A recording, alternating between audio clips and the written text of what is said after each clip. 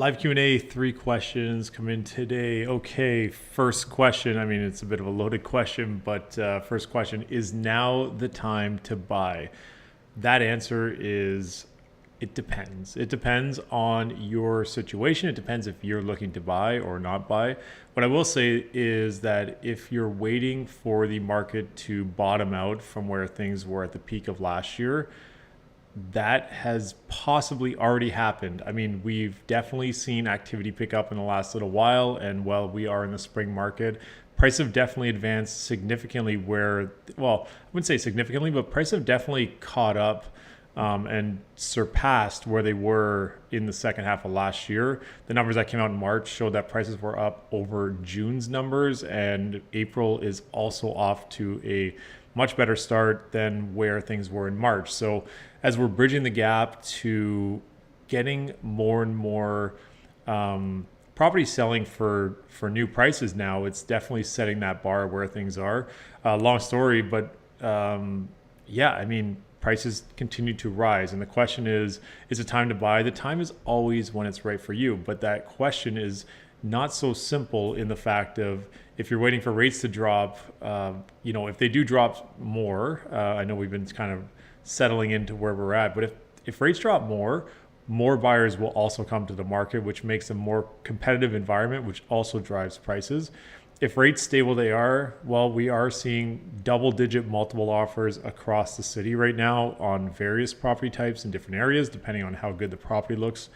And that in itself shows that there's a lot of buyers that are out there shopping right now in this market, which is making it more competitive than it was even a few weeks ago, actually.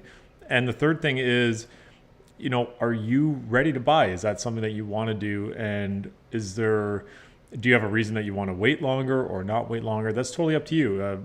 I always say that the time is right when the time is right for you, not when someone tells you to buy. It's just what you think is going to work for you.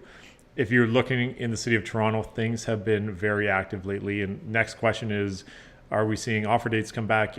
Yeah, offer dates have been back for the last little while. I know I've been talking about it, but now they're actually, most properties that we've been seeing have been getting lots of showings and lots of offers on offer date.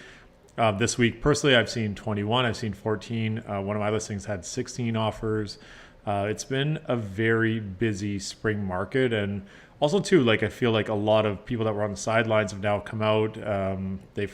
They feel that rates have kind of flatlined of where they've been at for the last little while. We don't know what's going to come. Of course, we never know what's coming next. But in this current market, rates seem to be hovering and buyers are coming back to the table. And we're actually not getting a ton of inventory in the areas that need it the most. So that's the biggest challenge, is that if there's no inventory in those pockets where last week there was 21 buyers trying to purchase a property, what happens is the next week, those 20 buyers who didn't get the property are still at the table, and now maybe 5 or 10 more buyers have come to the table. And now all of a sudden, if you have one new property that comes to market, it creates more and more demand. And that's what we've been seeing in certain pockets, especially downtown, in those desirable areas in the downtown core.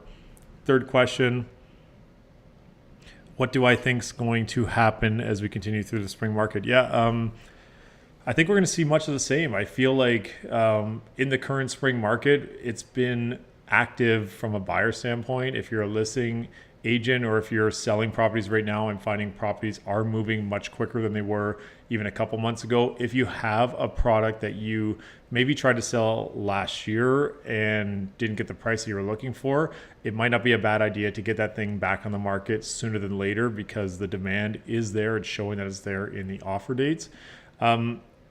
Does it make sense to list low and collect offers versus just listing at market? That's a strategy to decide with whoever is listing your property with you, or whoever you decide to list your property with. That's something for you to discuss with them on their strategy. And pricing still matters. It's not that it doesn't matter. You can't just price it whatever you want and hope to get a ton of action, because we are seeing that too, that if it's still overpriced, it's not getting the same type of action as a property that's properly priced, or even a property that's maybe underpriced for a marketing, from a marketing standpoint, but also from a offer date standpoint as well. So yeah, I mean, I don't know what the future is going to hold, but if you do have a property and right now it's in a great area and the inventory is just not there, most likely you will probably get pretty good action on it as long as your pricing makes sense.